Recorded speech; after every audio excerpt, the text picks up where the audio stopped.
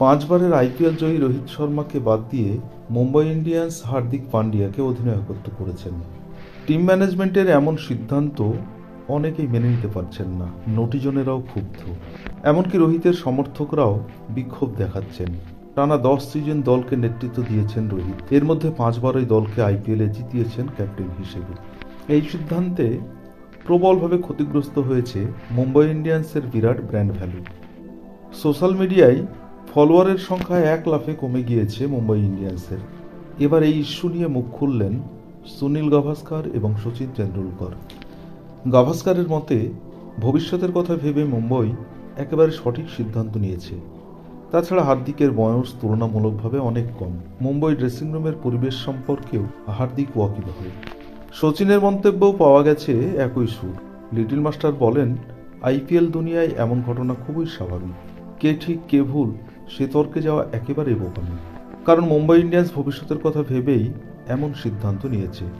তিনি আরও বলেন, বড্ড ক্লান্ত দেখাচ্ছিল রোহিতকে। আমার মনে হয়েছে দেশ ও আইপিএল খেলার ধকল একসঙ্গে রোহিত নিতে পারছিল না। এর মধ্যেই জল্পনা বাড়িয়ে দিল শচীন নাকি মুম্বাই মেন্টর পদ থেকে সরে দাঁড়াচ্ছেন।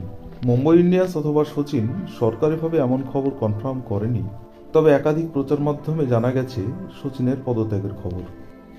শচীনের সরে দাঁড়ানোর জল্পনা যদি সত্যি হয়, তাহলে আগুন আরও ভয়াবহ রূপ নিতে পারে বলে অনেকের মত। রোহিত শর্মাই মুম্বইকে আইপিএল এর সফলতম ফ্র্যাঞ্চাইজি হিসেবে গড়ে তোলার কারিগর।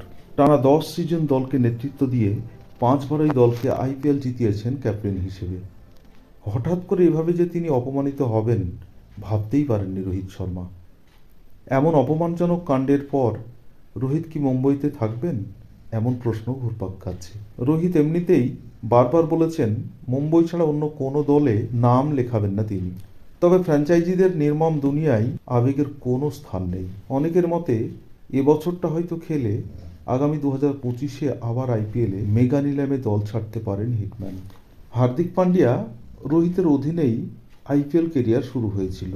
টানা 2 বছর মুম্বইয়ে ছিলেন না তিনি, আর এই 2 বছর গুজরাটের হয়ে খেলে অধিনায়ক হিসেবে জিতেছেন আইপিএল।